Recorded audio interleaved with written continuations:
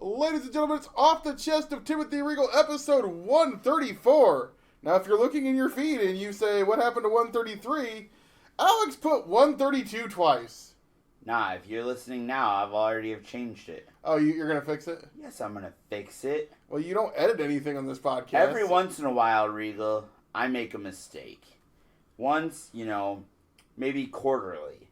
Quarterly? I screw something up. Quarterly. Maybe quarterly. Maybe quarterly. Maybe quarterly, I screw something up. But every time that occasionally, infrequently happens, I fix it.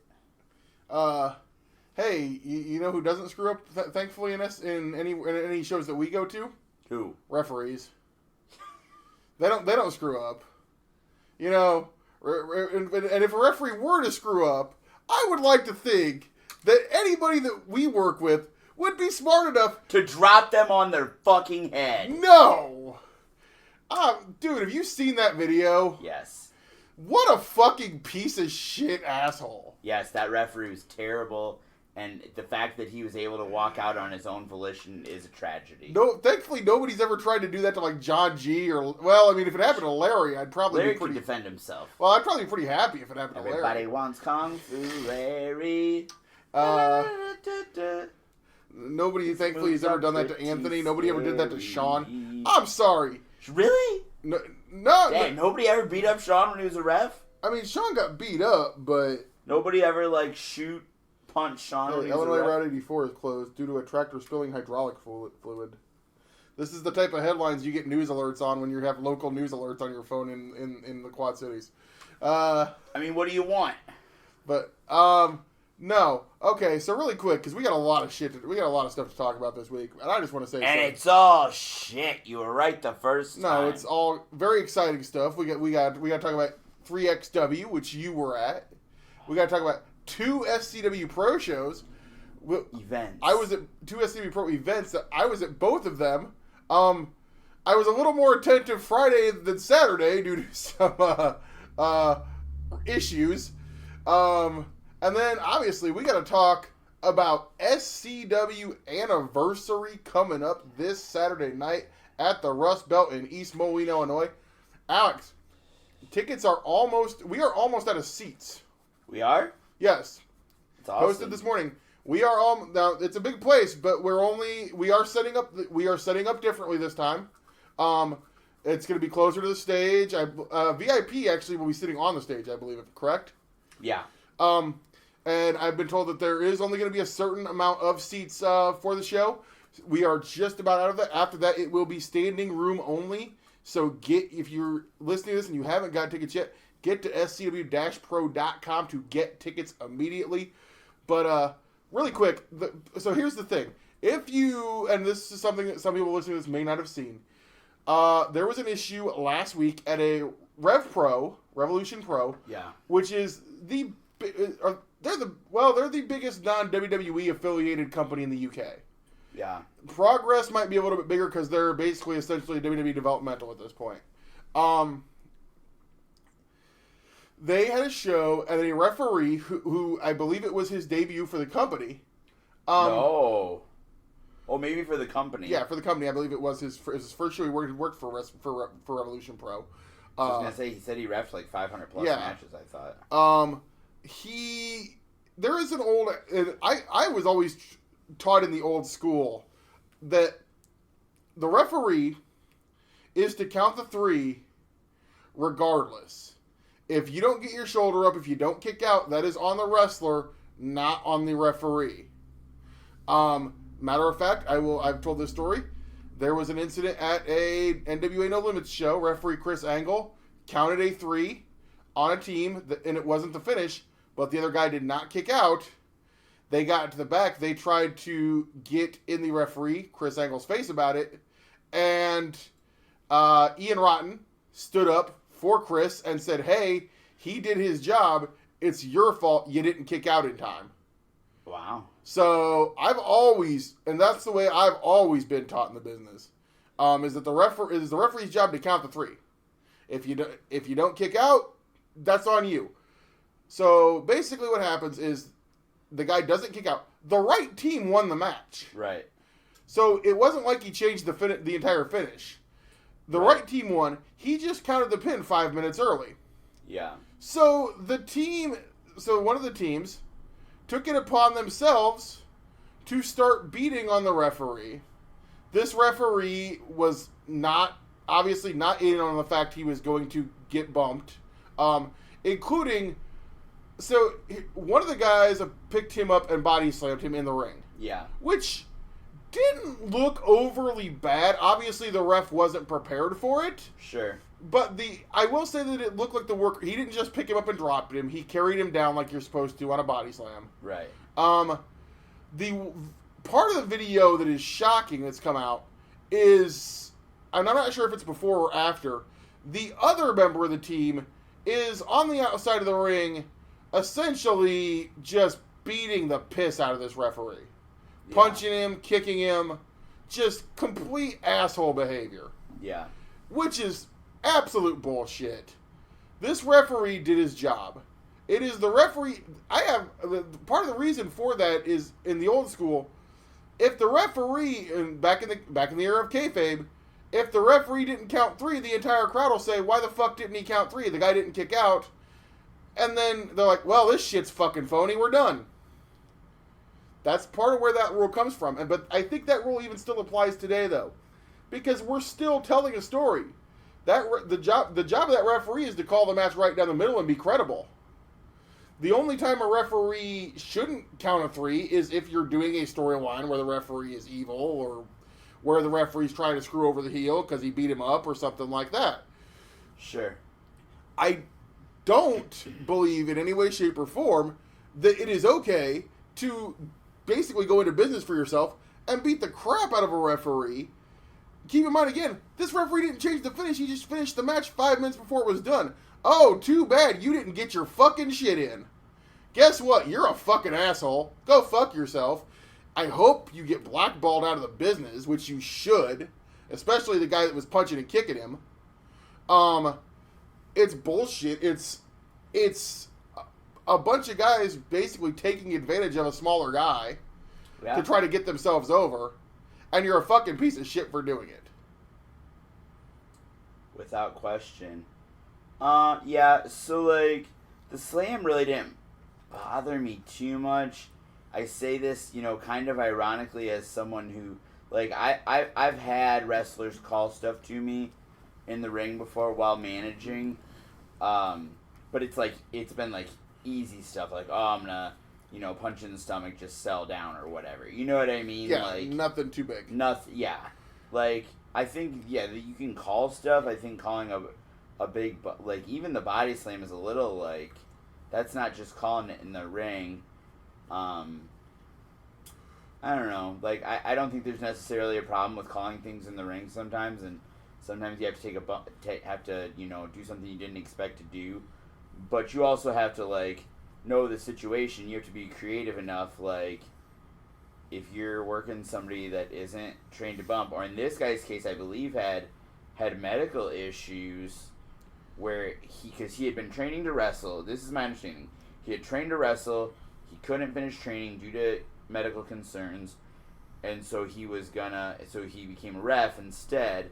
And so I don't know how much he was physically able to bump.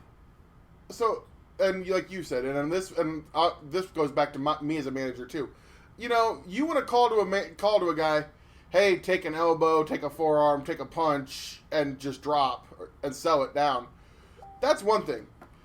If you're gonna big bump a non-wrestler, i.e. a manager, referee, etc., if you want to give him a power bomb or a body slam or a double suplex, you need to call that, and you need to make sure that they know how to take it. And I'm gonna I feel like we go back and forth on kayfabe on this podcast so much, which we'll probably do once we get into the show reviews. The thing is, when we're talking about local wrestling, 9 times out of 10 we're kayfabing. Yeah, when we're talking about stuff outside of our and I'll pull the curtain back on local for a minute. When I took the double suplex from Black and Brave, we made sure to at least run through the spot beforehand. Oh, sure. And even though we didn't go on with the suplex, we at least made sure I could jump and they could lift up enough where we thought we could safely do the spot. Right. Like a big bump like that with a non-wrestler, which, like I've said, I was not a wrestler. They essentially trained me how to take manager fat man bumps when I needed to take a bump, which that's why I didn't take a lot of bumps. Yeah, you have to clear that stuff ahead of time. And I've been managing for 2 years this month, and I haven't bumped yet. You haven't bumped yet? Nope. At all. You've taken punches and stuff, but you haven't. I've been like knocked off the. Yeah, you haven't been heavy bumped yet. Yeah, I haven't taken an actual bump in the ring. Yeah. I've been knocked off the apron onto the floor and shit like that. Yeah, I've always said, and this Kevin, my good friend Kevin Harvey, old friend Kevin Harvey, was of the same opinion. He said he bumped about once every 2 years in his manager career. Yeah. Because if the manager bumps every match, it's not a big deal. Doesn't mean anything. No, right? but if the manager bumps once every 2 years on, like in the indies, like Heenan would get bumped on pay-per-view, or Heenan would get bumped on, Saturday night's main event. But that's different because they're going week to week. Indie wrestling, you're going sometimes month to month or every 3 weeks or whatnot. Mm-hmm. So you build up to that bump. You build up to that babyface bumping that heel manager, and it becomes a big deal when it happens. Absolutely. But no, right, yeah. don't bump someone that doesn't know, or in this case, maybe shouldn't have been taking a bump in the first place. Right. If you're going to do a big bump with a non-wrestler, make sure to clear it. And like I said, these jackasses, I hope, are going to get, I think, at least the one who was punching and kicking him, I think, is probably going to get blackballed out of the business for it. Shaw Samuels has already issued an apology, and I've seen that guy work, and he's a pro. I think maybe he had a lapse in judgment. Maybe he didn't know. It's still a shitty thing to do. Did you see the other guy posted on his, Instagram story, the screenshot of the promoter saying, "Oh, I'm not going to let this guy get you heat, whatever. We're going to take care of it. This ref's whining." Yeah, and that guy, the thing is, I'd never heard of that guy until... He's allegedly the promoter of Rev Pro. I mean, the worker is? No, the promoter sent the worker. Yeah, no. This other worker besides this was tagging up with Shaw Samuels, who I've seen Shaw Samuels on some Progress stuff and on some other stuff here and there. This other worker, I'd never heard of this guy. Josh Bodum or something? Yeah, Bodum. I've never heard of this guy until literally this incident happened. Right. So that tells you how important he is on the pecking order. Right, and then he apparently the last thing he tweeted or posted somewhere was Pete Dunne's a pussy. Oh, really? Yeah. Well, that's not going to get you any friends in the British wrestling scene. So right. Yeah, you're probably done. Right. Because if Pete Dunne is out there trying to blackball you, you're probably in the UK. You're probably going to get blackballed. But anyway, enough of that, Alex. We had a lot of shit locally going on. I wouldn't call it shit. I think it was great. We had great pro stuff. wrestling action. I had some shit going on with that. Yeah, you did. Oh God! And then he's gonna puke. That part was played by Crotch. Yes. Oh my God. Oh, man. We'll get to that story later. Yes. Yes. But I think we should start off. One more thing. What's up? Fuck you. What? You greedy bastard. What'd I do? You told a Chris Angle story on the podcast. Yes. When the man's got his own podcast, Wrestling with Angles, which you can listen to. It's an Anchor podcast. You can find it on Podbean, I believe. The first episode 0, dropped. Wrestling with Angles as Chris Angle Sr., Chris Angle Jr., and Josh Angle discuss their opinions on WWE, wrestling, and more. Yeah, I just actually saw that this afternoon, so I haven't had a chance to listened to a little bit of the first episode. Another wrestling family out there, kind of like the Slam fam. Yeah, Angle, of course, like everybody knows, Angle and me go back pretty much day one of my days in SCWPro, so, and I know he's a avid listener of our podcast, so. Right, that's why he wanted to rip it off. I mean, start his own podcast. Now, shout out to the Angle family, and they're a great group. All of them are huge wrestling fans. Yes, so, absolutely. Has Christopher met you in the morning at school and said "bro" yet? I keep trying to get him to do it every time I see him. I don't have any class this year. Yeah, I know. You guys gotta go to Mr. McCarthy and go, "Bro." You're a horrible influence. I wouldn't let my children near you.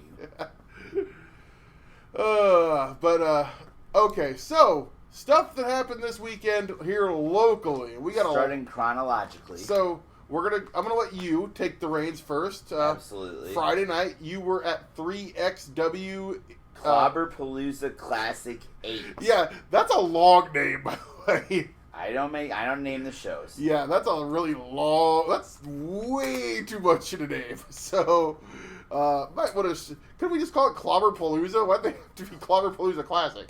Clobberpalooza Classic 8, quite possibly the last 3X Wrestling event at the Des Moines Social Club with everything they're dealing with. I mean, real quick, we should talk about that. So, there, you know this. You go ahead because you know more about this than I do.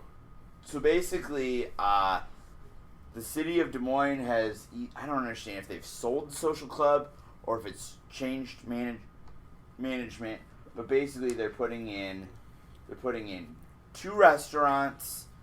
They're putting in like a giant farmer's market. Have you ever been to the social club, Regal? Once. The Halloween show last year. Yeah. So apparently it's this giant, like there's all kinds of different things in there. And the Come and Go Theater is just a very small part of a giant complex. Yeah, I didn't get a chance to walk around, but I know there is more to that complex. And I've never really walked around either. But so it said that the status of the Come and Go Theater was still up in the air, but that the rest of the building is basically, I think, going to be converted into like a farmer's market, is how I understood it. Not unlike what they did with the Freight House in downtown Davenport. Yes, which is great. We're there every Sunday. Yeah. Anyways, so Clobberpalooza Classic 8. Started off, we had a couple pre-show matches. Brady A. Desire picked up the victory over Jimmy Wild. You know, that's an interesting contest there. One of the real veterans of professional wrestling in the state of Iowa, trained by my favorite, Nick Bockwinkel. And young Jimmy Wild trained at the IPW Training Center. And how is my old pal Brady? I miss the good old days when we used to go back and forth. I actually got to call the second half of the show with Brady. Okay. So there was no commentary for the first match. And then Brady, after defeating Jimmy Wild, went up and did commentary for the rest of the show. Okay. So the second match was a single match for the Tinsel Championship, as Flawless Brandon Wallace defeated Donnie Pepper Cricket.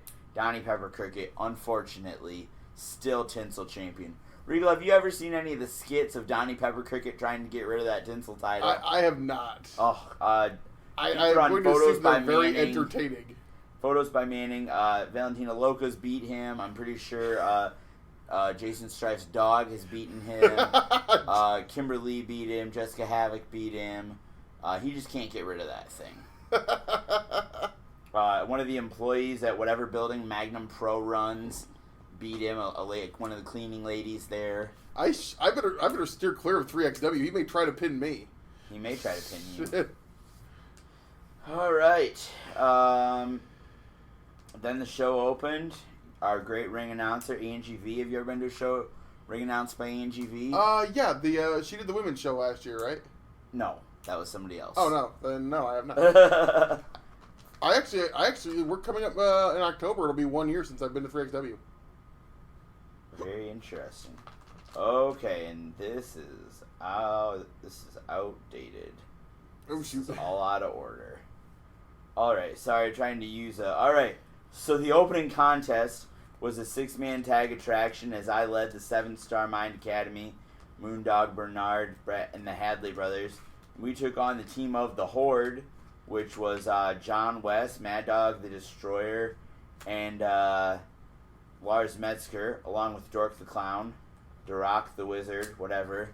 So this was a great back and forth match, even though they had weapons.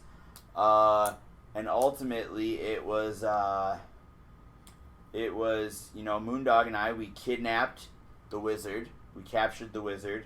Well, abducted. He's not a kid. We abducted the wizard, and then Who won the match? So, fucking finish. Okay. We abducted the wizard, and then Mad Dog and Metzger chased us out of the building. The Hadley brothers hit John West with the 3D, scored the pinfall, and the 7-Star Mind Academy defeated the Horde.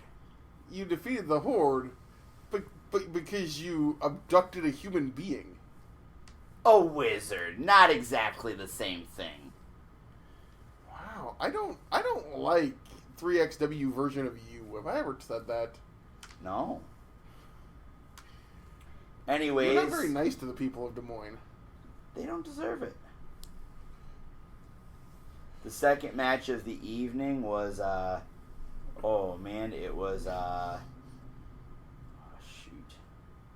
it was, everything got switched around. Oh, the beer versus wine match is the Connoisseur, Niles Planquet, took on IPA, Ian Phillip Aaron. Great back and forth match. Wait, there's a wrestler named IPA? Yeah. I already hate this guy. It's formerly Aaron Masterson. Oh, okay. Yeah. And he actually works at a brewery. Oh, he does? Yes. So this actually works out. I still hate anything associated with IPA, though, but, yeah. But I don't like Niles Planquet either, so I'd probably drink it. What's next? Is somebody going to be named... Is there going to be a triple threat at the next show with somebody named White Claw? Maybe we could book Alley Cat. Or Joey Janela. You disgust me. Joey's going to be a little busy by that point. Anyways, we had the AJ Smooth Open Challenge. After that, I believe he took on Taven Whisper. Got a victory there. AJ was then taunted Devin Carter and was jumped by Maddie Starr. Wow. Yeah, Maddie Starr. When was the last time Maddie Starr was in 3XW? I have no idea. It's been years. Yeah? Interesting to see some Des Moines guys starting to move back and forth. Yeah. After that, it was the 6-man... I might be getting some matches out of order, guys. This thing's got a little messed up You here. forgot to change your format sheets, right? I didn't change some things got shuffled, and some matches got shuffled, and the program sheet got messed around. Anyways, 6-man scramble, number 1 contendership for the 3XW Pure title. Tyler Jones, Nikki Sant, Malachi Matthews, Doomsday, JJ Garrett with Captain Midnight, 6-Star Booty, JT Energy, and the Buns of Steel, Jay Fowler. I like a lot of the people in that match. That was probably a pretty good one. Yeah, I didn't see it, but Captain Midnight's already got it up on his YouTube channel if you want to check it out. I need to check that out. 6-Star Booty, JT Energy picked up the victory. I don't like that part. Number 1 contender to the Pure title now. Yeah, the ultimate oxymoron. Let's give JT Energy a Pure title. He's anything but pure, folks. Without question. After that, we had the... Would he rebrand the Pure title the Filth title, you think? Oh, probably. That would be interesting. Probably. Next up, we had the 3XW Heavyweight Championship match as Sharkbait challenged Xander Killen. I am very disappointed that I was needed in another part of a building to stop a wizard from running away. So I did not get to see this match. We were busy tying up a wizard, but I heard it was incredible. And Xander Killen picked up the victory. Fighting champion, successfully defended his title. And, still 3XW Heavyweight Champion. Match I definitely am looking forward to checking out. Of course, Sharkbait recently got signed by Evolve. Yeah. So, big weekend for Evolve guys in the state of Iowa. Without question. After intermission, we saw Luke Langley versus Gil Rogers. Great match, back and forth match, very athletic match. Gil picked up the victory. Gil got the win there. Very happy for that, my good friend Gil. Yeah. Also a match I forgot to mention. I might be out of order again, folks. I'm sorry. We saw Cold Stone Tim Boston take on the enlightened Mike Seidel, which was a very good match. Two very contrasting styles. You had the ice cream of Cold Stone Tim Boston and the enlightened Mike Seidel, who's a big yogi. The big yogi? Is that what you're calling him? Yeah. Anything else? Or? Yeah, 2 more matches. That wasn't the main event. Oh, that was the main event. No. After that, there was 11 matches on this show, Regal. Wow. Yeah. 3XW Tag Team Championship match. TJ Benson and JC Slater attempted to capture the Tag Team Championships from the Snake Pit. Copperhead, Duke Cornell, and Cito Kobara. Pretty good back and forth match. Ultimately, Cornell had some liquid and spit it in the face of TJ either TJ or JC. I don't really recall, which distracted them, and the Snake Pit retained their titles. Main event: 2 out of 3 falls. Loser leaves 3XW for the 3XW Pure Wrestling Championship. Jason Strife challenged the Monarch, Jeremy Wyatt. Incredible match. You're not the only person. I've seen several people tweeting that this may be the 3XW match of the year. So it's going to be hard to beat. First fall in under 2 minutes, Jason Strife. Yeah, they both have J names. I get them mixed up. Jason Strife got the quick victory. Jeremy Wyatt hit that apron pile driver to get the second fall. I hit a pile driver on the apron. Strife got counted out quite a ways into the match. Final fall. And honestly, the beginning of the second fall, the referee was counting, got to 9 at the start of the third fall before Strife got back in. Ugh. So he counted him out. So that's just the devastation of that apron pile driver. Nobody gets up from that. Well, Wyatt had retained the 3XW Pure title with it before on Strife hitting that apron pile driver and winning by countout.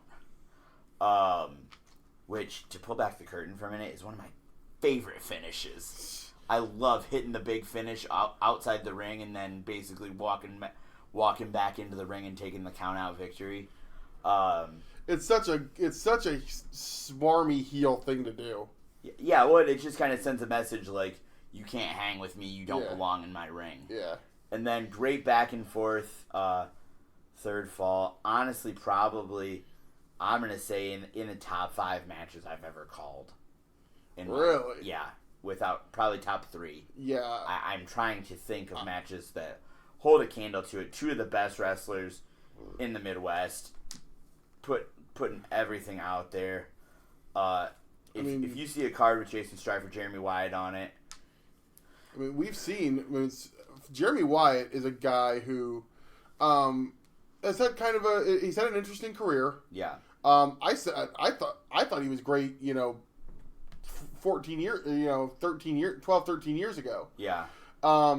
Then left the business for a few years. Came back for the National Wrestling League. Yeah. For NWL, and then when NWL folded, decided to go out, hit the road. He's wrestling in places like Glory Pro, St. Louis Anarchy, obviously 3X. Going to be in the Black Label Pro. He's going to be in the Turbo Grap 16 tournament coming up in a few weeks. Yes. Jeremy Wyatt's a guy that's finally, people are starting to see that this is a guy, great, old school, heel wrestler who has amazing work rate and can go with just about anybody you're going to put him in the ring with. So happy for Jeremy finally starting to get the credit that I think he deserved a long time ago and didn't get. And that's a match I am really, really looking forward to. It sounds like it was a really fun night for 3XW. And Jason Strife picked up the victory, by the way. Jason Strife did pick up the victory, so Jeremy Wyatt gone from 3XW. Yes. And wow, who knows? Did not see that one coming. But while you were at 3XW, Alex, I was partying at the Beer Stube. It was our final Beer Stube event. It's the final countdown. Yeah, you were segue there. The final Beer Stoop event of this year. Nothing confirmed yet, but I'm going to say without a doubt, we will be back at the Beer Stoop next summer. He doesn't know that. They love us there. We love being at the Beer Stoop. It's always a party at the Beer Stoop. It's come on. We got to have hopefully next summer we'll get JP's Finger Fest 2. Jesus, cuz that's what we need. This time you get 2 fingers instead of 1. Whoa. Good God. Hey, JP, you missed JP's Finger Fest. It was an experience, believe me. But opened the show. We had Primetime. James Thomas came out. He definitely had some unkind words for the crowd. Tried to use the microphone as his own personal Tinder. Tried to pick up on a couple ladies in the crowd. They were not having any of it. Might be because his vest looked like it had been sponsored by Glad trash bags. Wow. And he was taking on the hip shaking hero, the friendly neighborhood pelvic thruster, the phallic phenom, the former SCW heavyweight champion, Crotch. Let them know that we're still rocking. Good solid match here. James Thomas, again, he was the Rookie of the Year last year. Since dumping the Bakwando Dojo, he's still looking for that breakthrough victory. Who do you got for Rookie of the Year this year? Does Cornboy qualify? No, Cornboy debuted over a year ago. Jay Marsden? I'd have to check him. The Brewster Brothers, maybe? The Brewster Brothers. Sabotage. When did Solomon Tupu debut? Solomon Tupu would be in the category this year. Yeah. And Campbell Meyer. Based we'll on talk about him later. Based on the performance of the Beer Stoop, you weren't there, but right now I'd have to say we'll get into the main event in a little bit. But now there's a definite guy that I think maybe earned that spot possibly Friday night. Unfortunately for James Thomas, Crotch did pick up the victory here. Hard fought match. Then up next we had the Huntsman, Jay Marsden, taking on the Corn Belt Cowboy, the one called Manders. Again, Marsden, a kid that's really turned it on as of late. Something is just a switch is hitting. It's been this summer. Something's clicked for him over the last few months. Of course, was in there with one of the hottest guys, not just in SCWPro, but in independent wrestling these days. And one called Manders came ready. Always comes ready for a fight. Yeah. Marsden put up a heck of a fight, but in the end, got hit with the Kinnick Stadium Stampede, and that was all she wrote for Marsden. As the one called Manders picks up the victory. The man called Steve. After that, it was a 3-way tag team match. But number one contender? I believe it was number one contender because we'll get into that. Blake Wiley and Sabotage. Tell me about this Blake Wiley. Blake Wiley, young kid, good looking kid. We've seen him a few times. I've seen him before wrestle. Yeah.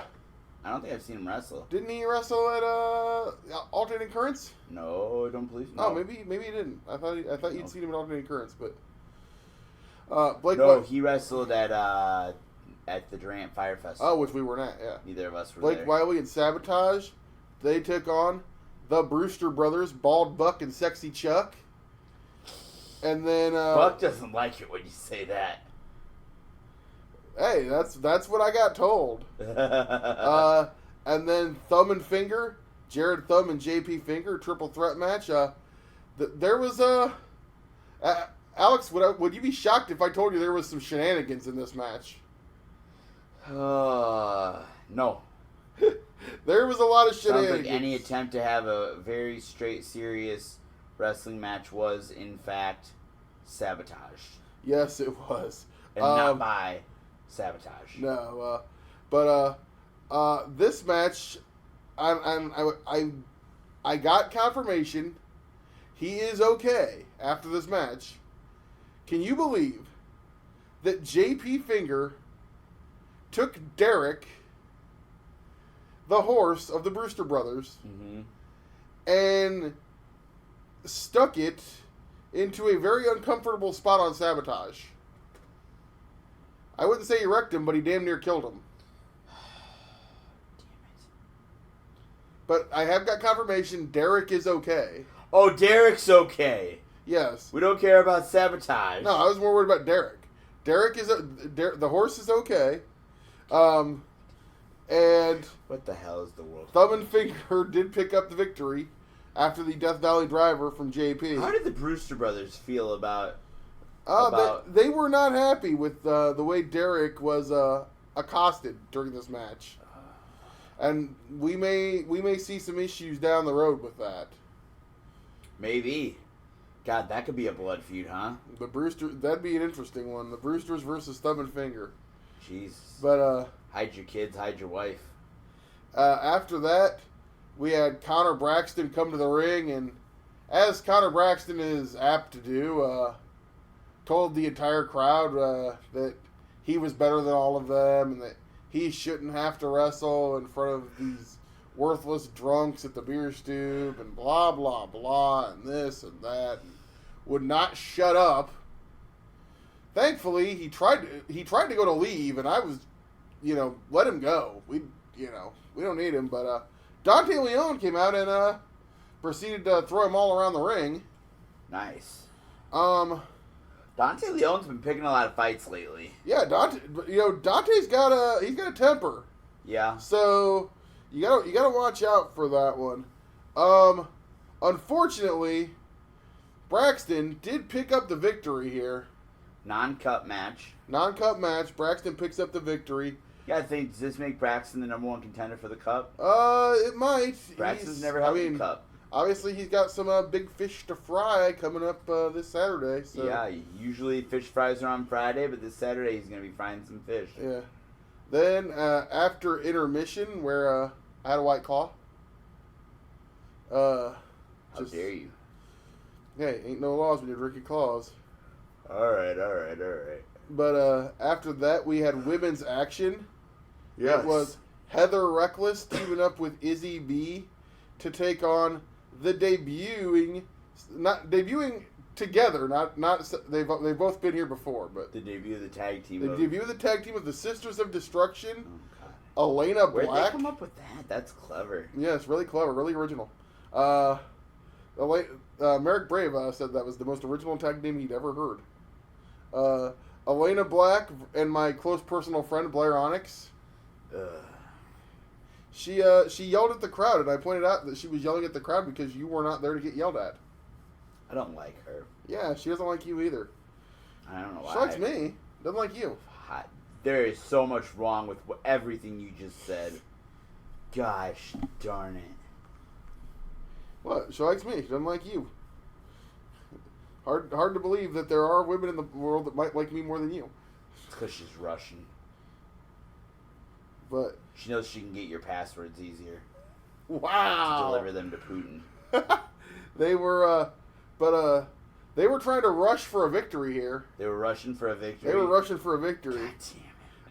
Wow, that was fucking... You know I'm stealing that.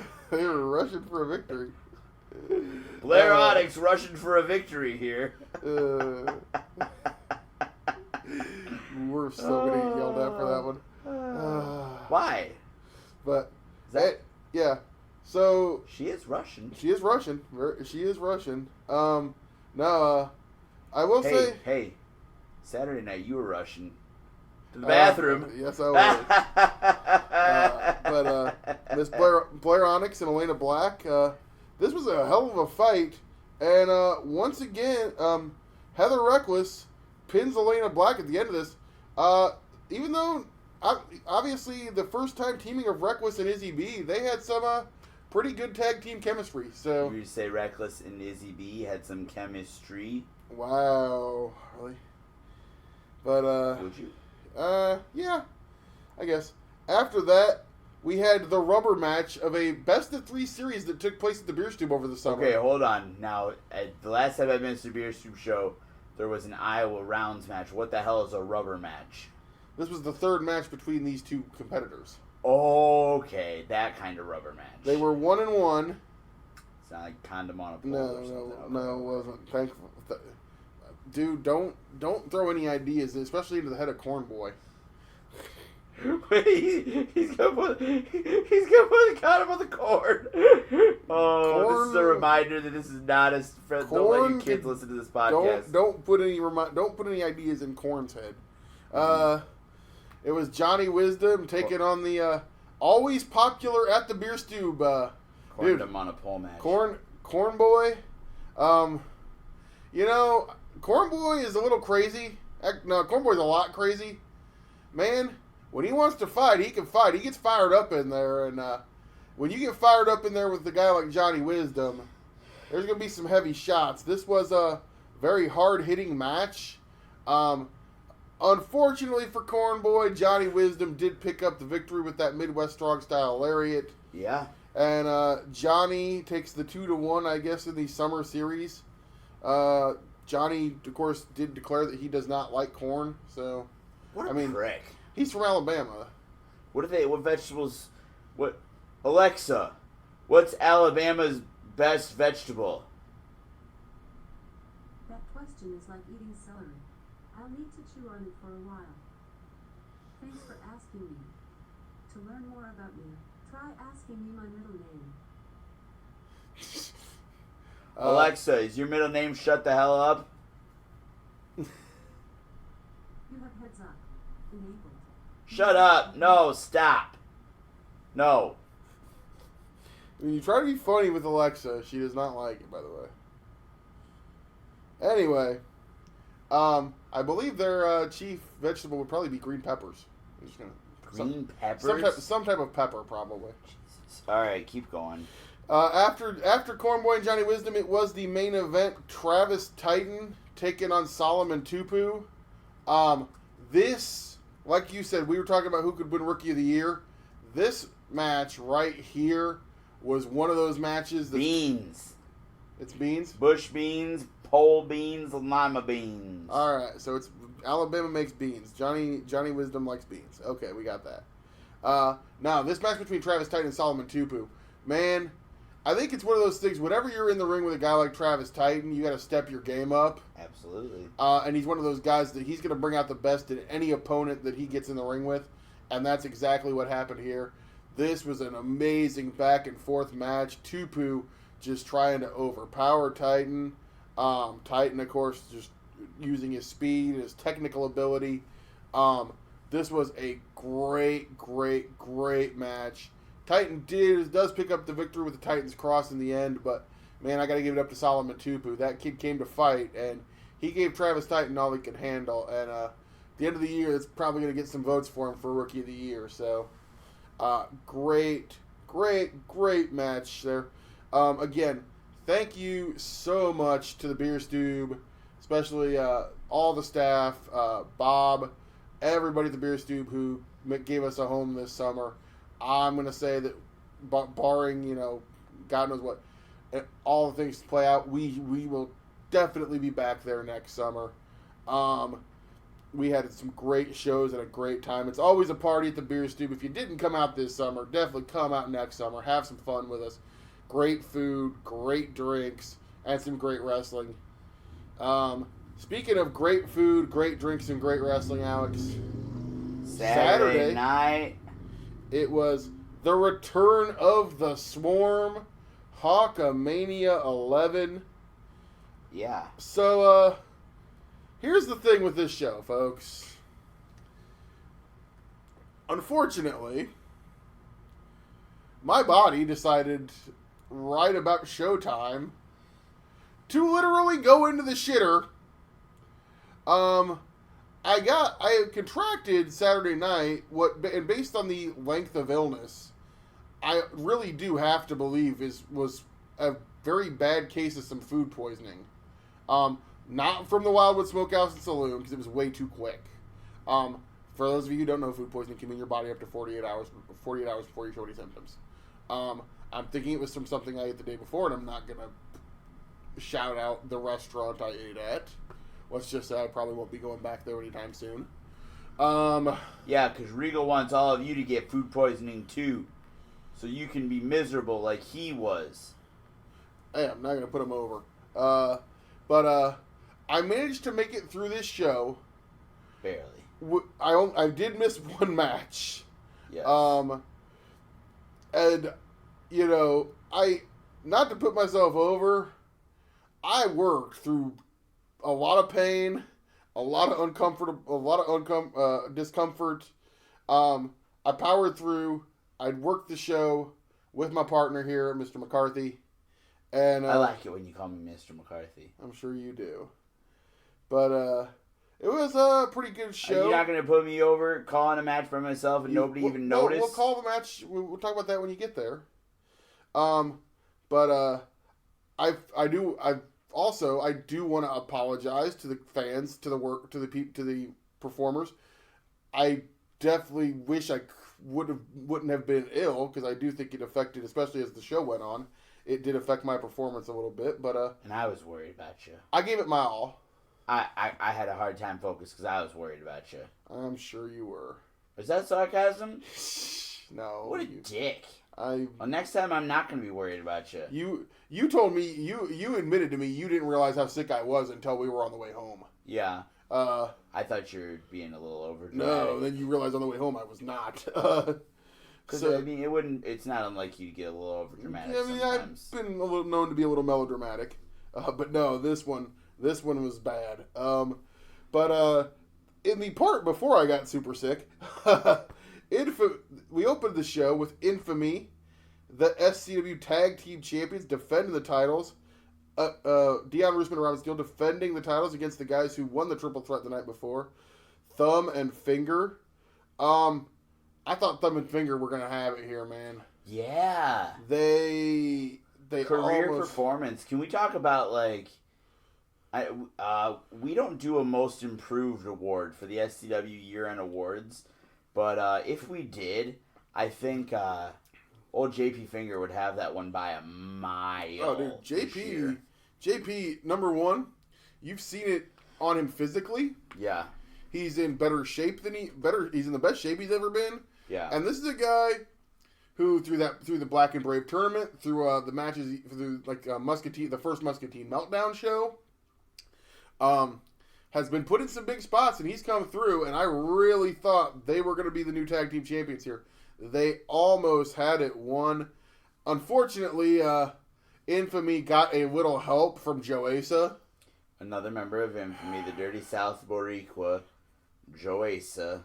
There was a distraction, and then Dion Roosman hit both Thumb and Finger with a spear. And then Thumb got pinned. Unfortunately, Infamy still your SCW Tag Team Champions. Yes. But a great start to the show. Yeah, hot open. Then we had the SCW I believe the Professional Wrestling debut of a young man named Campbell Myers. Yeah. Big, tall, cocky. Good size, cocky, arrogant. Yeah. But really nice, tall kid. Some good size on him.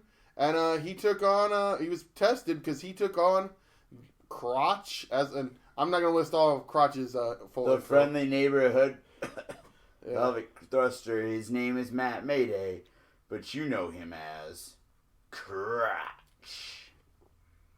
But I will say Campbell Myers put up a hell of a fight here. Yeah, he really did. Hell of a showing. Like I said, really powerful. Bigger in size. So he's going to have an advantage. Got really mad at me when I pointed out his anger was probably due to his haircut. What did he say? At least I have hair. Regal? Yeah, he said at least I have hair, which, boy, I've never heard that one before, guys. Well, he's focused on former SCW champion, former SCW tag team champion. He's got more important things to worry about than his comeback to you. You shouldn't be trying to distract guys when they're Crotch picked up the victory over the Crotch Rocket with the Crotch Rocket, but I got a feeling we're going to be seeing Campbell Myers again really soon. I hope so, yeah.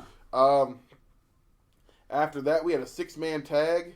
Yes. It was a tune-up match for the team of Connor Braxton, Johnny Wisdom, and Mason Beck. And I'm going to comment on, that's not really fair. Why did they get a tune-up match?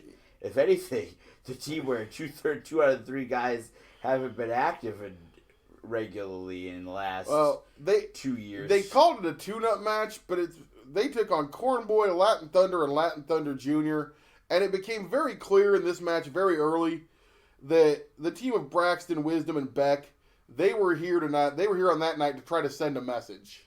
Right. And unfortunately, poor Latin Thunder Jr. became the oh my God. biggest recipient of that message. Yeah.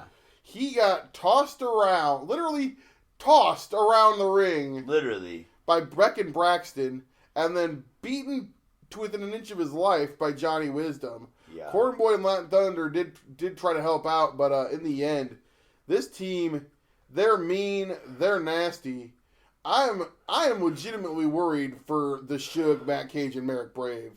Because these guys sent a message. They beat especially, like I said, especially Latin Thunder Jr., beat the heck out of these guys. Mm-hmm. And then just finally, mercifully, the match was over. Braxton, Wisdom, and Beck picked up the victory. And that would not be the last time that we would see them on the night. No. But after that, we had Travis Titan taking on Sabotage. Yeah. Again, one of the best Sabotage matches yeah, I've seen. well, again, like I said, Travis Titan, man, a guy that brings out the best in his opponents, and people, I think, step their game up when they're in there trying to make that statement against the SCW champion. Mm-hmm. Sabotage put up a hell of a fight, but Titan, again, picks up the victory with the Titan's Cross. And then we got a video. Yeah. Not in attendance. No, of course but we got a video. What a freaking for Mr. coward. Xander Killen. Yeah. And Xander holding on to the SCW championship belt. Like I said, the officials have tried to contact him, tried to get that belt back. He basically, literally walked out of the Walcott Coliseum and disappeared. Yeah. I guess we got that video via courier on Saturday afternoon. Via courier? Yeah. What does that mean? It was hand delivered by a messenger. Really?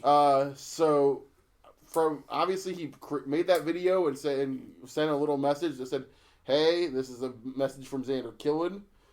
Play it after." Do you remember when that shit used to happen in WCW? Yeah. Some fan would bring a video and yeah, play. But Killen sent the video.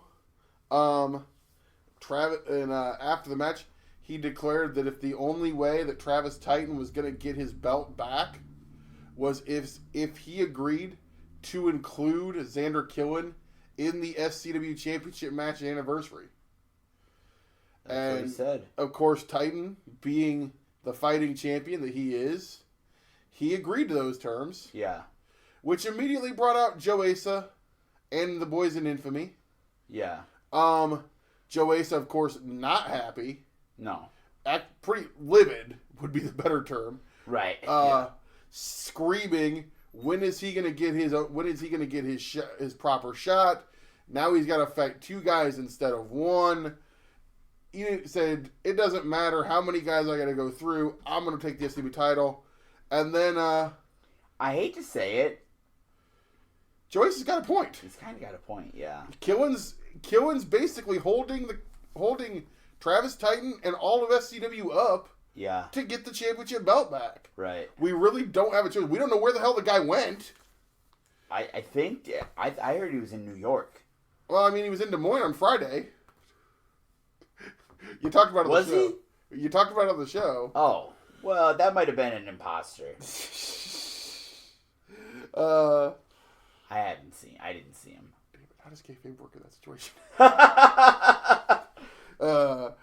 But yeah, so we don't know where the hell. Obviously, he showed up in 3XW, but yeah, showed up. You weren't. I never saw him in the locker room. Yeah, you wouldn't confront him by yourself. Obviously. Well, because I kidnapped a wizard.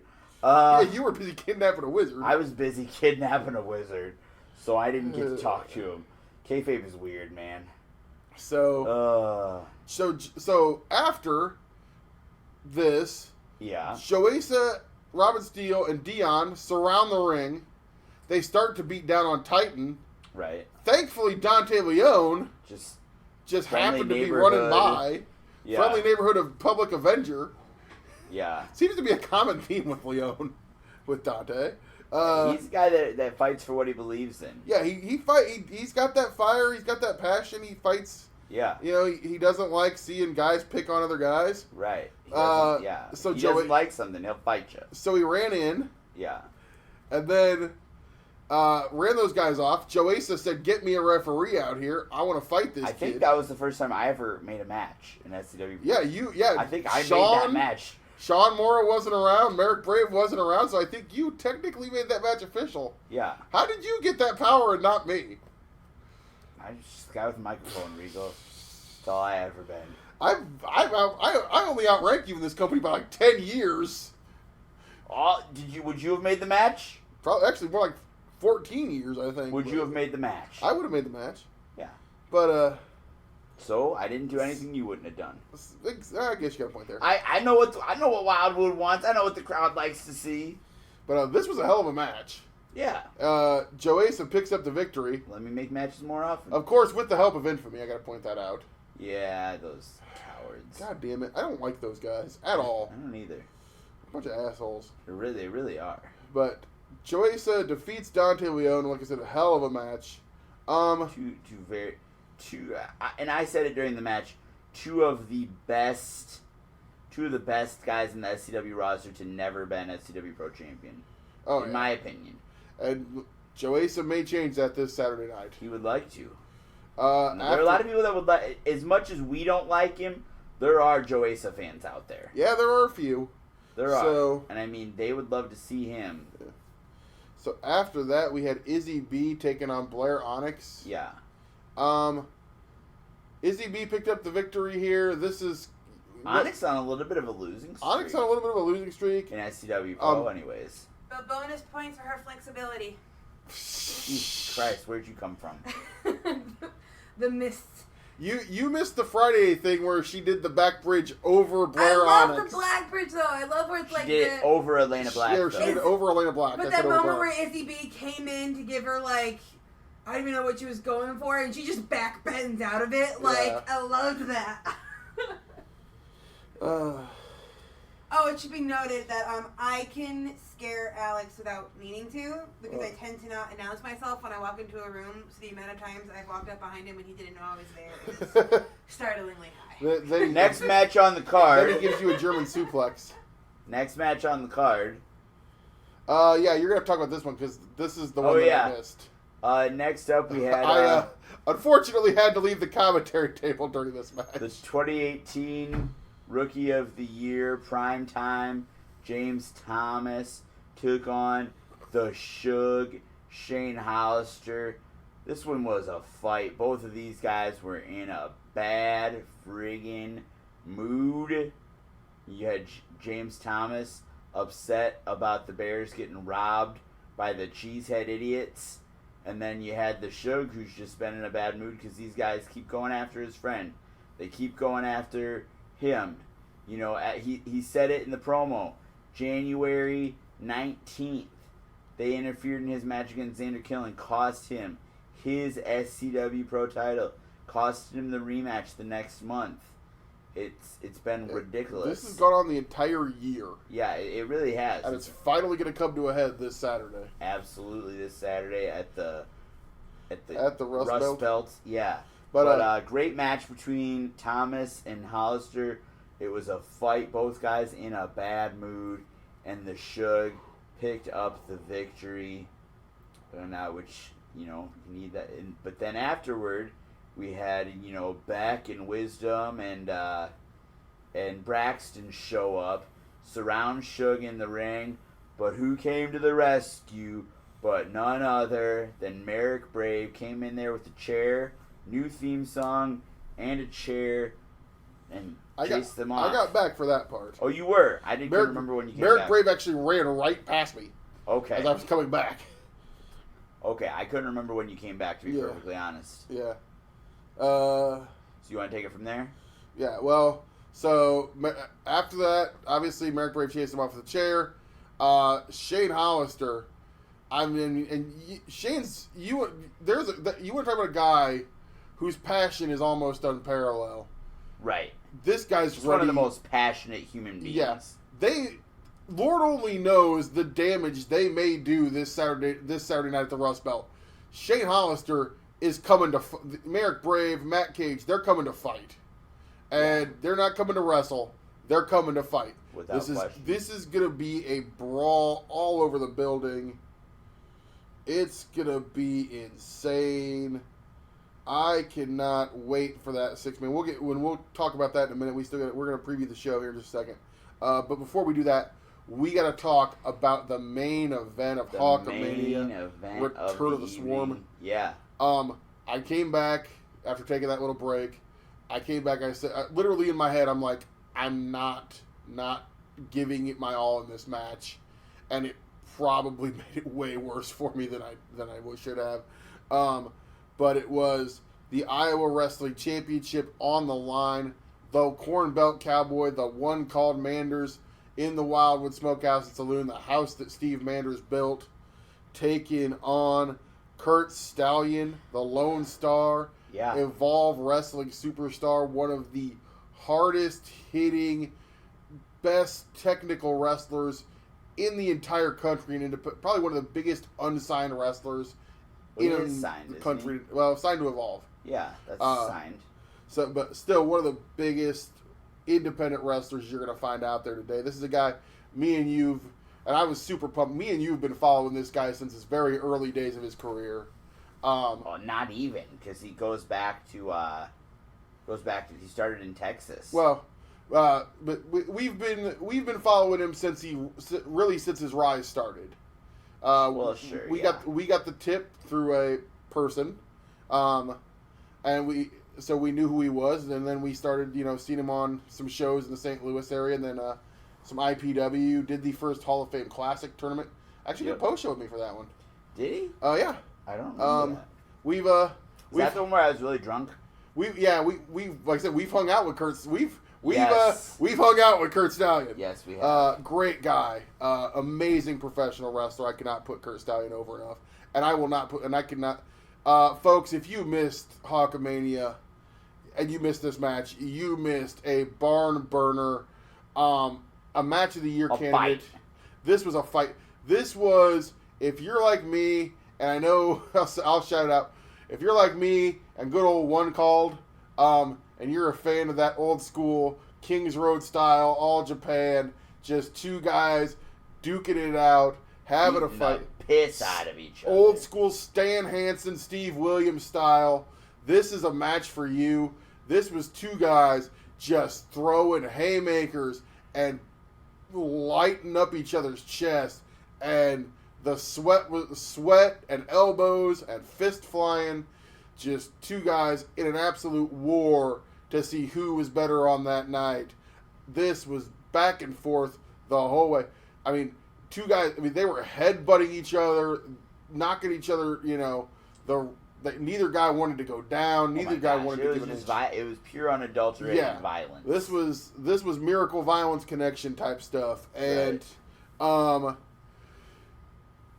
it finally ends with Manders hitting a power slam, a Kinnick Stadium Stampede essentially, from the top rope. Just an absolutely devastating move. Just gets the 1, 2, 3. Both men get up. I thought they were going to go again. Yeah, they started. They kind of they threw a few, and then kind of gave each other the respect. I will say this: Stallion put over the young students of Black and Brave, put over SCWPro. SCWPro put him over. I will say this, man, Kurt Stallion. Anytime you want to come back for I'm sure Steve Manders like with his sentiment. Anytime you want to come back for a rematch, dog, bring it on. I would love to have. I'd love to see Kurt Stallion.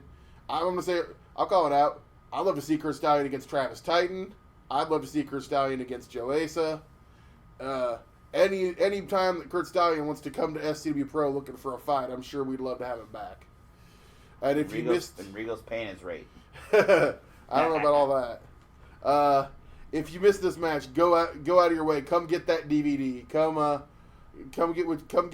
Get your hands on that match because it is one to see.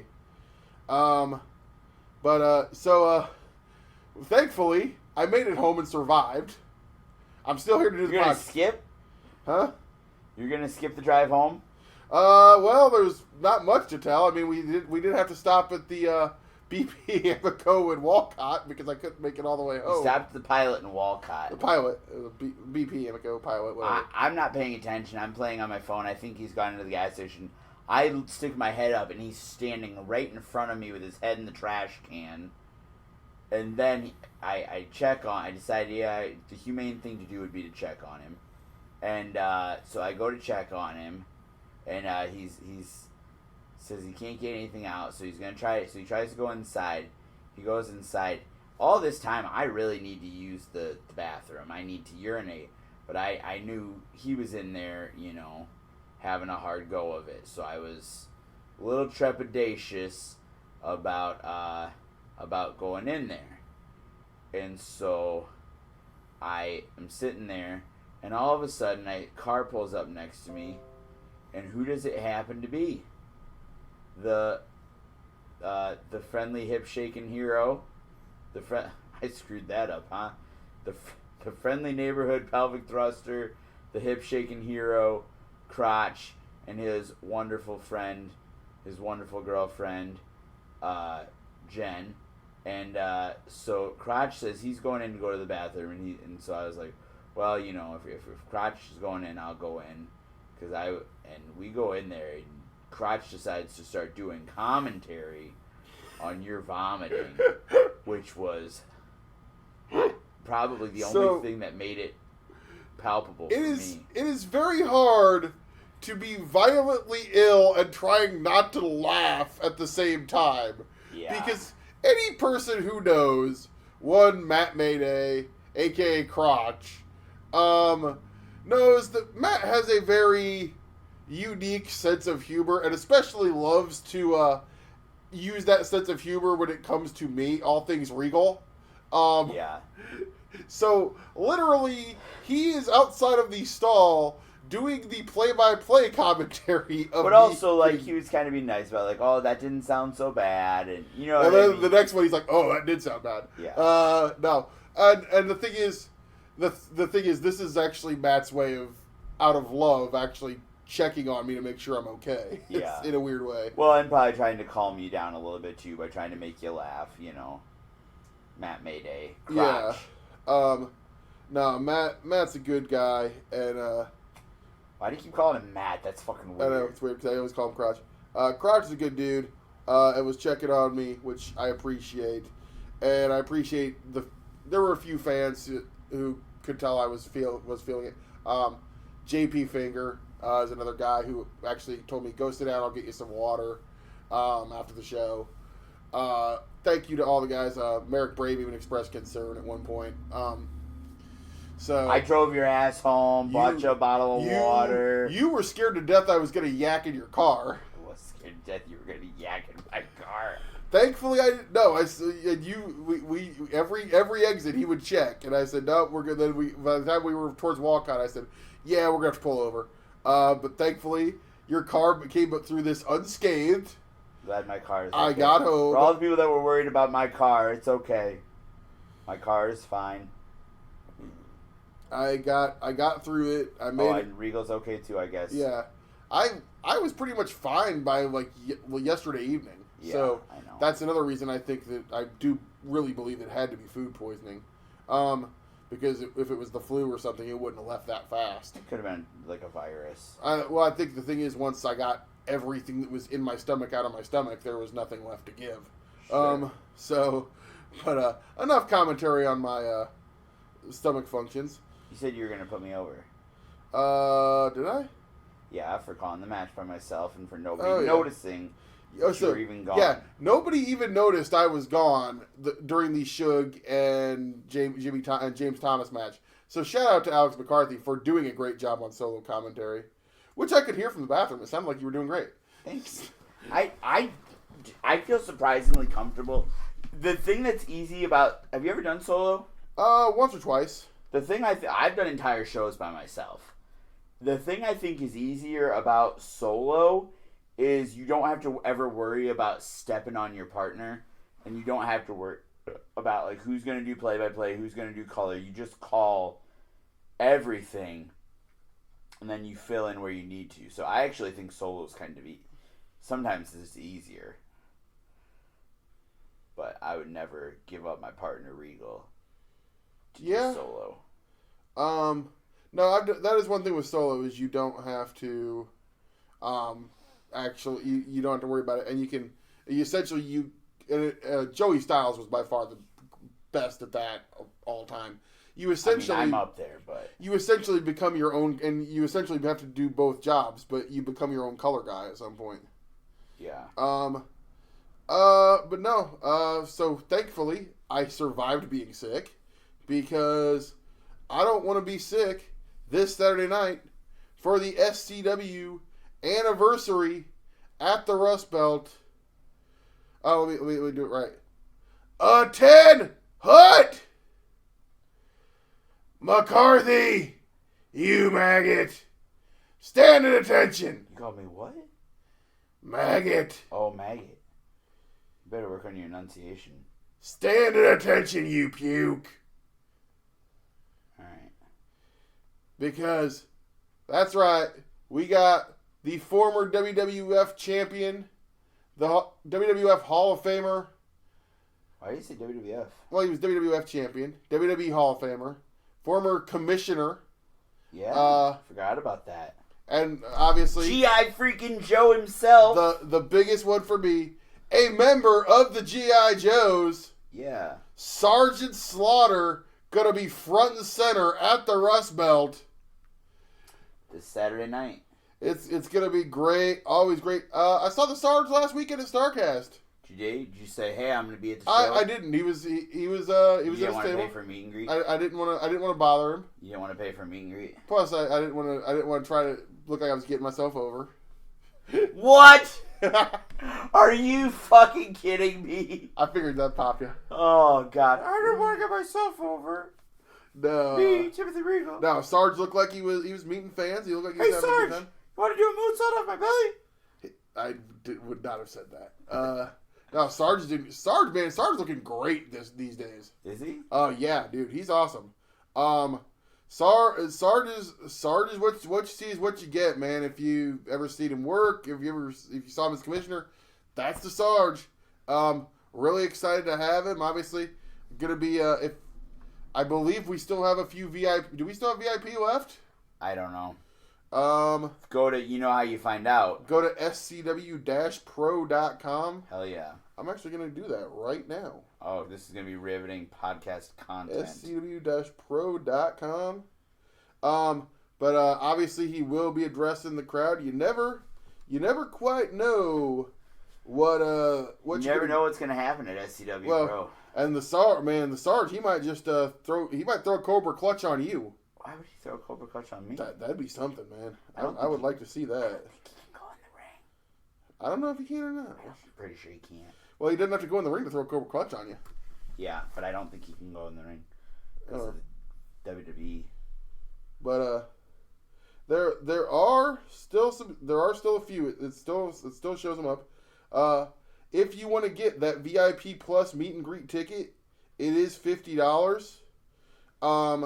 That includes meet and greet, preferred seating on the stage, and I believe there might be some either a private beer tub. Private, yeah. I think a private. They're gonna set up a private bar for the VIPs only. For the VIPs on the stage. Yeah. Do we get to? I'm hoping our commentary table's on the stage because I want to get on that private bar. Yeah.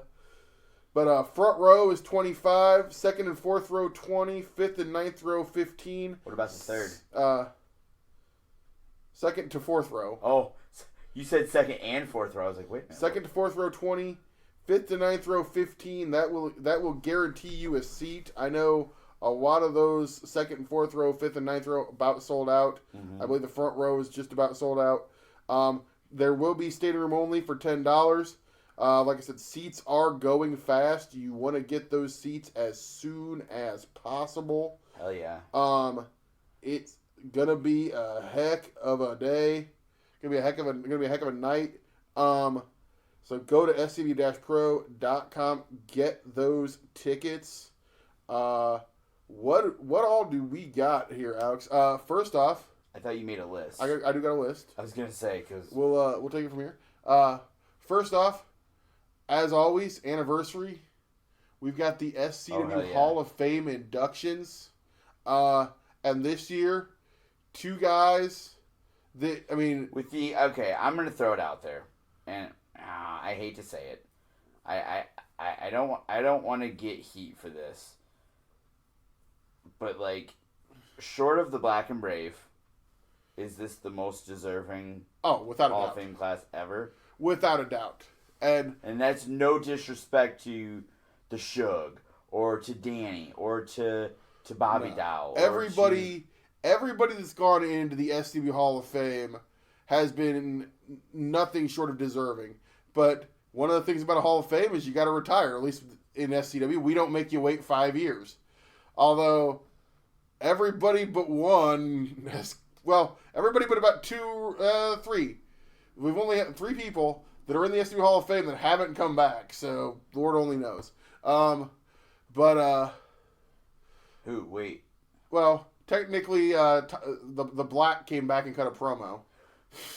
Oh, that doesn't count. You have to wait. You have to at least wait till you retire. And of course, this year we had 2 of the founding fathers. 2 of the pillars, 2 of the most influential, most important people in SCW history retired. Yeah. Of course, last year anniversary, even though he made a surprise appearance at the Prestige Rumble, we had the final match of the main event, Nevin Knoxville, and then this year at Epic, we had the final appearance of the King, Stephen Youngblood. Yeah. No, there are not 2 more guys that are deserving. This is going to be obviously an emotional appearance. I know a lot of former SCW alumni are going to be there in attendance to see this one. It's going to be very emotional for myself. These 2 guys are the 2 guys that basically brought me into the fold. They're the guys who essentially made that initial phone call to me when I was just a kid doing a radio show and said, "Hey, you want to come out and you seem like you're really into this. You want to come out and do something. We don't even know what we're going to have you do yet." And I said, "Yeah, sure." He's like, "Okay, come out," because I attended his show as a fan. Then we started kind of corresponding back and forth via email, and they said, "Come on out on this day. Come out and where we go, and we'll see where it goes." Little did I know, I showed up that day and never left. Yeah. So, and these are the guys who've basically been my friends and my family since that day. Whether it was Nevin Knoxville, Stephen Youngblood, Chris Angle, Merrick Brave, Tyler Black, The Shug, Keith Wholesale. All of these guys essentially that were there one way or another who, became such a big part of my life. I owe so much to Stephen and to Nevin, and it's going to be very emotional. I super pumped for this. Like you said, along with Black and Brave, the 2 biggest names to go, 2 most deserving names to be in the SCW Hall of Fame, and it's going to be great. But the wrestling action on the night, like I said, we've got the Hall of Fame, we've got our special guest. We have started off, we got women's action. Izzy B and Valentina Loca are going to square off 1-on-1. We're going to square up, yeah. This is something that's been building for quite a while. Yep. Valentina Loca is very upset that Izzy B when she finally stepped foot in the ring. They've gone back and forth a few times, gotten in each other's face. They're finally gonna settle it, gonna get in the ring. This should be a hell of a contest. What do you think? Without question, 2 of the top women in the Midwest, 2 of the top women in SCW Pro. Izzy B, has something to prove. I think she has to fight with a vengeance. Because I will say that she's not the most well-known female graduate of Black and Brave. She's not the most well-known woman on the SCW roster, and and Valentina, to her credit, is. I think if you say female Black and Brave graduate, most people, their first answer is going to be Valentina Loca. Yeah. Valentina's kind of the... she's the flag bearer. She's been the flag bearer for the last few years. The measuring stick. The measuring stick, yeah. For that division, for that SCWPro women's division.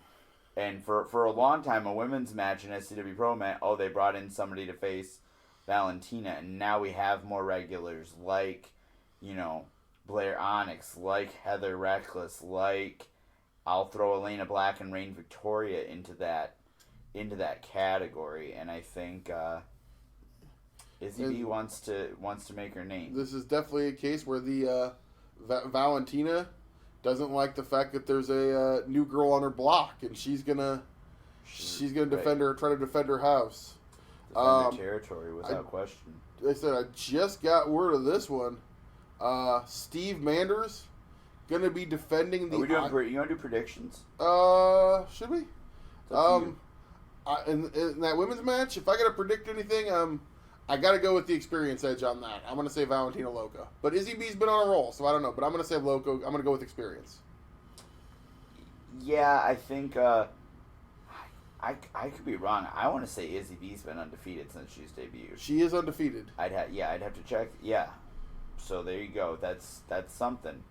That doesn't go. That's not nothing. So I'm going to go with Izzy B. All right. Just got word of this one. Steve Manders going to defend the Iowa title in a gauntlet match. Any word on the challengers? No, I don't have word on the challengers as of yet, but this was a kind of a pre-announced scoop. We're recording. Well, we started recording before Raw started. It's now 7:15. Assuming that since Raw started, that we'll probably be getting some announcements here pretty soon during Raw. So I would imagine match may be announced. Maybe this match will be announced during Raw. We got the scoop. But I'm gonna say it. I don't care who's in it. I don't care where it comes out. I'm gonna go with the Cornbelt Cowboy. I think he's pretty excited. I'm gonna throw this out there, everybody. Tweet at ESPN College Game Day and tell them that we need old one called on the show this weekend. Yeah, one call Manders. He's trying to get on Saturday. College Game Day going to be in the Undertaker Ames. Last week. Going to be in Ames, Iowa for the first time ever, covering the Cy-Hawk Trophy game. I know. I'm going to say, because that game's about 3 o'clock, I guarantee you, if you get to the Rust Belt early, you're probably going to find me and old one called bellied up to the bar somewhere watching the game. So, yeah, do they have TVs? They got TVs in the bar. Okay. So you'll probably you'll find me if we got to pull up around my phone, we can do that too. Well, you might find me and old one called Manders. Keep it a close eye on that Cy-Hawk Trophy game. Is Mick Brave college football fan, or is he more just NFL? He's more of an NFL fan. I knew he was a big NFL guy, but I didn't know if he liked college at all. I'm sure he watches some college football, but he's more of an NFL guy. Yeah. Obviously, I'm a fan of both. Obviously, I'm a fan of neither. Really. Yeah. my boy, the Cornbelt Cowboy. Obviously, a college football guy. Right. Black and gold for life, baby. So I'm gonna go. I don't know who's gonna be facing, but I'm gonna say one called Manders gonna do whatever he has to hold on to that Iowa strap. Yeah, I'm gonna go with familiarity. I'm gonna go with one called also because I don't know who's gonna accept the challenge. Then after that, Alex, I've been looking forward to this one. The headliner, big match, front man Jah-C is finally, no excuses, no running away, no booty guards, no unsafe working environment BS. It's going to be Jah-C standing across the ring from the 6-star asshole, JT Energy. Jah-C is going to rip JT Energy into little pieces. He's going to tear him apart for every piece of crap thing that JT Energy has done.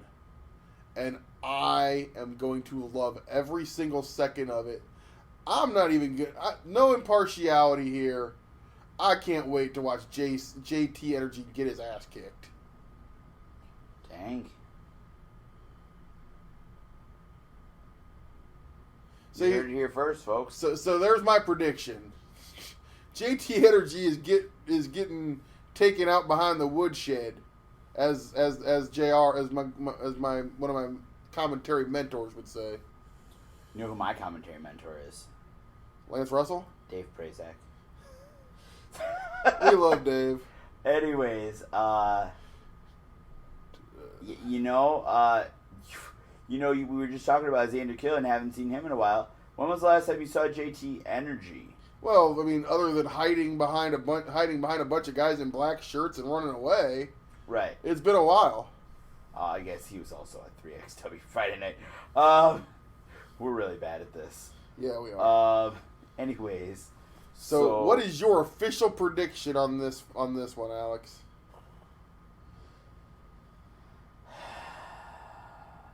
I think when you get as fired up as Jah is for this match, and as angry as Jah is about this match, I think, and I hope I'm wrong, but I think that's when you make mistakes, and I think JT Energy is probably going into this with a clearer head. He's been laying a lower profile, maybe making a little bit of a plan. I think JT Energy is going to steal it. That's an interesting way of thinking about it. So we differ on that. Yeah. The first one we differed on. Okay. Then we get. No. Huh? We differed on the women's match. Oh, we did. Yeah, we did. So then we have your two, and there are more than these matches. There's some stuff that is as of yet unannounced. I'm just going by we're going by what we have. It's going to be a full night of action. Yes. Full plate. Obviously, a lot of guys that aren't yet announced. Don't know yet, but we'll find out.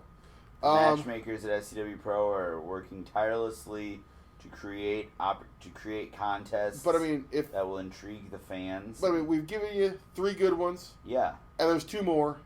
And right. If this match alone doesn't make you buy a ticket, I really can't help you. Beck, Braxton, and Wisdom taking on the Suge, Shane Hollister, the Money Matt Cage, and for one night only, the return of Merrick Brave. People, they would chant one more match, and we always said no, not gonna happen. Right? Isn't gonna work. He's retired. He's happy and healthy. He's safe. He's safe. Martin Scorsese once said, "There's only so much a good man can take." Yeah. And then he has to pick up a bat. Or Well, in Merrick's case, a chair. This Saturday night, Merrick Brave is picking up his bat. Yep. And coming for a fight. Hell yeah. He's been pushed, prodded, belittled, poked, one too many times. Beck and Braxton and Wisdom have weaseled and poked the bear one too many times. They've been interfering, making the Suge's life a living hell for 1 year. And then it got to a point where it basically got out of control. It got out of hand. Yeah. Merrick Brave had to jump in. Yeah. Then the Suge and Merrick Brave, obviously, guys like that got some real good friends. And they called one of the best. They called the Money Matt Cage. A guy who doesn't back down from a fight with anybody. It's not going to be a wrestling match. No. You're not going to see 20 minutes of chain wrestling. No. You're not going to see go-behinds and headlocks. This is going to be a brawl. It is going to be a fight. Merrick Brave, The Shug, Matt Cage versus Mason Beck, Connor Braxton, and Johnny Wisdom. It's going to be a war. Merrick Brave, one night only. I am so pumped up for this. It's going to be insane. These guys, it's the Rust there's a lot of space. There's a lot of places to fight. Yeah. They may go all over. We don't know. They may end up in the frickin' river. Yeah, the river's not too far away. They could end up there. Right. Obviously, just like in the previous match, no impartiality here. Beck, Braxton, and Wisdom, you're getting what's coming to you. Hell yeah. We agree here. In spades. You pushed, you poked, you prodded, you poked the bear, you messed with the bull one too many times. And when you mess with the bull, you get the horns, boys. And Regal, we thought we called Merrick Brave's last match. Yeah, I was, I always Very would, first people would always say, ballroom event. people would always say, when's Merrick Brave going to get back in the ring? I'd say it's not going to happen. Right, I said he's never. done. Again, you can only push a good man so far. Right. Merrick Brave got the clean bill of health and said, for one more night, I'm getting back in the fight. Oh yeah. If you're an SCWPro fan, if you've been there, if you've got a freaking pulse. yeah, if you're a wrestling fan, this is the match. And that's not even the last match we've got. We have, thanks to a guy holding up basically stealing a title belt. Right. We got a triple threat match for the SCW Championship. Right. Xander Killen versus Joesa versus Travis Titan. Like we talked about a few minutes ago. I don't blame Joesa. No. I don't like him. No. I think he's a jackass. Yes. But I don't blame him for being ticked off. Right. He thought he had a one-on-one match. I hate to say it, he earned a one-on-one. He earned a one-on-one match. He signed for a one-on-one match. Yeah. Xander Killen literally snuck in this case, the front door. Yeah. But literally snuck in the door, stole a title belt, and now he's in this. Right. Travis Titan, the champion. the spirit of the guy. He'll fight anybody. He's right. open. He's literally laid down open challenges at every event. Every since event he won that title. where he has not had a designated title match, yeah, he's issued an open challenge. The Beer Stoop show Friday night was the only time he didn't lay down the open challenge. And he's faced, because he didn't have the physical title. Yeah, well, he didn't have the physical title, but he's faced Benjamin Carter in a hell of a match. Yeah, he's faced Connor Braxton. Yep. He's faced, I want to say Dante Leone was in there. I don't believe so. Maybe I'm wrong. Maybe I'm thinking of something else. I don't remember that match. Either way. Right. But he's faced a lot. He's faced a lot of guys for that belt in open challenge matches, and has come out on top. And we've seen him be taken to the limit by a lot of wrestlers. Yeah. We've been talking too long. Yeah, I'm getting a little mush mouth because I've been talking too long. This match, this is really hard for me to call. You've got the champion, you've got a former champion who will literally do anything to win that belt back. He stole the title and ran off with it. He's that obsessed with that title belt. And then you've got a guy who says he is the best wrestler to never hold that title. And again, as much of a jackass as he may be, he's got an argument. He's got a claim to that you may not be able to dispute. There are some other names I would throw out there for a solid debate. One called Manders. Well, but the point Dante Leone. Yeah, but Joey says earn this shot, and it's going to be in a triple threat. These guys again, they're going to fight for that title. Titan, you got to admire the fighting spirit. You got to admire the passion. You have to admire the integrity. To do it here's what you have to question. Is it fucking stupid? The sense of putting yourself in a triple threat. I don't know. This one? I've got a prediction. I'm very torn on who to call here. I've got a prediction. What is your prediction? Triple threat means no disqualification. Ooh, I think I smell what you're cooking here. Infamy. Joesa. Yeah. He said it would be our title. He's got Robin Steele and Dion Roosman at his side. Titan and Xander Killen both are going to have eyes in the back of their head. Yeah. And that's a good point.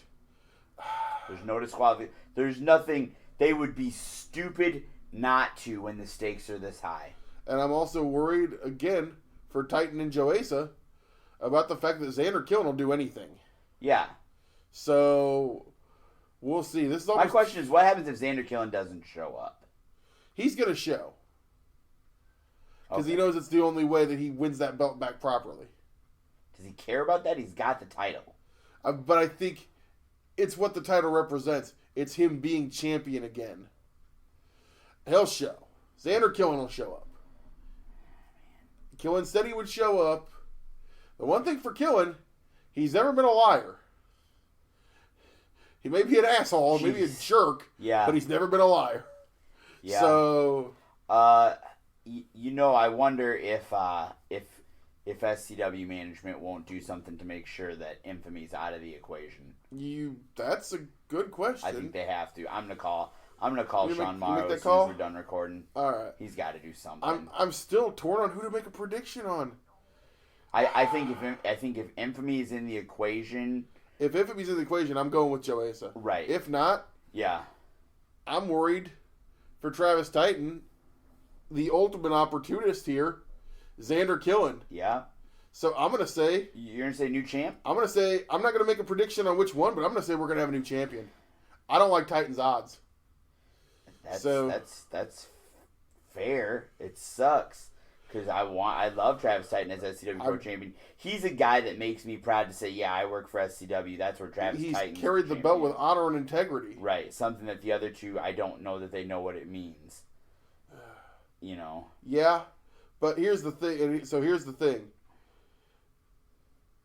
We've given you all we need. We've given you all you need. Like I said, SCW-Pro.com. We are running low on this. There are still seats left in all tiers, but they are running low. Hell yeah! Get your tickets. Like I said, $50 gets you VIP. Gets you the VIP. Gets you the guaranteed meet and greet with Sergeant Slaughter. Gets you the preferred seating on the stage. So you're going to be at bird's eye view of the ring. Private bar. It's going to be great. It's going to be a fun time. Front row. Obviously, even, if you want to make sure to get seats, make sure you get in those seating tiers. It's going to be one hell of a night at the Rust Belt. Last time we were at the Rust Belt, it was great. This time, I think the show is going to be even hotter. This is our biggest show of the year. You don't want to miss it. Everybody get there. And I'll even say, last time was just kind of like, Ric Flair and some wrestling, and it was great wrestling. Don't get me wrong. This is a full-fledged SCWPro event, and I will say, there were a handful of issues last time. I know you probably didn't want to bring it up, Regal, but I need to reassure the people. I think there were a handful of issues with the Rust Belt, and I will say with most confidence that the main cause for those issues is going to not be a factor this time. Oh, yeah. No. We know it's one of those things, when you try an event the first time, sometimes you work out the kinks. You work out the kinks. Trust me, we've got things worked out. This is going to be a first class, all the way live SCWPro event. This thing is going to be as unkinky as Regal on spring break. Wow. You were reaching on that one really bad. Enough of Alex's bad puns, folks. Follow me on Twitter at OneRealSmartAlex. Don't block him on Twitter. Hey, I sent an email, got it all taken care of, unblocked. Follow me at SCWRegal444. Don't forget to follow the show at Off the Chest TR, which we'll only use when we tell people when there is a new show. Follow SCW at SCW-Pro.com. You'll probably see we'll be flooding your timeline with stuff between now and Friday. Hell yeah. More announcements to come. Obviously, a lot of guys jawing back and forth. Joey, especially, Joesa, JT Energy, their fingers like to fly a lot. So, yeah. But what? Their fingers like to fly on the Twitter a lot. All that's right. what I'm saying. But don't forget, guys. Like I said, if I hard sold you enough, but one more time, this Saturday night, SCW-Pro.com. Get your tickets. Get to the Rust Belt, one of the biggest professional wrestling shows in SCW Pro history. It is going, as the great Gorilla Monsoon would say, it is going to be a happening. Without question, we'll see you there. This Saturday night. Oh.